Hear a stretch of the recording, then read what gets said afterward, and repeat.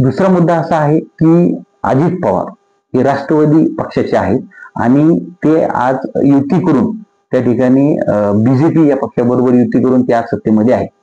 परंतु मला देवाभाऊंना एक मला विचारणं आहे, त्या देवाभाऊंकडून माझा एक प्रश्न आहे की ज्या देवाभाऊंना 2014 साली 122 आमदार, 2019 साली 105 आमदार आणि 2024 साली 132 आमदार ज्या महाराष्ट्रातल्या सामान्य जनतेने तुमचे निवडून दिले, तर ते तुम्हाला राष्ट्रवादी बरोबर युती करून सत्ता चालवण्यासाठी दिले होते का? आणि जर राष्ट्रवादी आणि काँग्रेसच आम्हाला पाहिजे होती तर आम्ही ते आमदार तुम्हाला निवडून दिले असते का?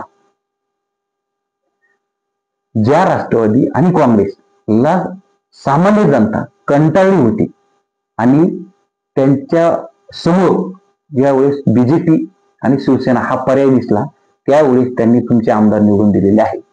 आणि जर त्यांना टाळून तुमचे आमदार निवडून दिलेले असताना जर तुम्ही त्यांच्या बाजूला मांडीला मांडी लावून बसून त्या ठिकाणी जर तुम्ही सत्ता चालवत असाल, तर हा सामान्य जनतेच्या तुमच्यावर जो विश्वास ठेवला आहे तो विश्वासघात नाही का?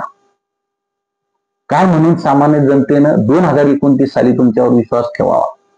अहो मान्य देवभाऊ, मला चांगलं माहित आहे की 2018-19 ला तुम्ही बेमीच्या देठापासून ओढू सांगत होता की नाही नाही नाही, मी अविवाहित राहील पण लग्न करणार नाही किंवा राष्ट्रवादी बरोबर युती करणार नाही.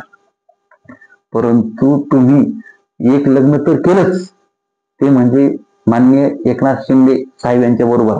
ते सामान्य जनतेनं ते ऍक्सेप्टही केलं होतं किंवा त्या लग्नाला अनुमती दिली होती. परंतु दुसरं लग्न करून मान्य अजितदादा पवार साहेब ही सवय जी तुम्ही घरात आणून ठेवली, त्या गोष्टीमुळे सामान्य जनता, तर महाराष्ट्रातील सामान्य जनता तुमच्यावर प्रचंड नाराज आहे.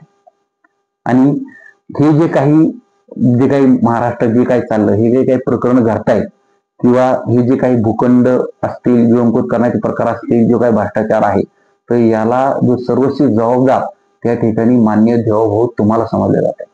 आज महाराष्ट्रामध्ये अशी चर्चा आहे, फडणवीस सरकार भ्रष्ट कारभार, अशी चर्चा आहे. तर मान्य देवभाऊ, ही तुमची कुठेतरी इमेज तुम्ही बदलणं गरजेचं आहे. याच्याऐवजी फडणवीस सरकार पारदर्शक कारभार होणं गरजेचं आहे. आणि असे जे काही प्रकरण होत आहे तर याला आळा घालण्यासाठी तुम्हाला कठोर पावलं उचलणं गरजेचं आहे.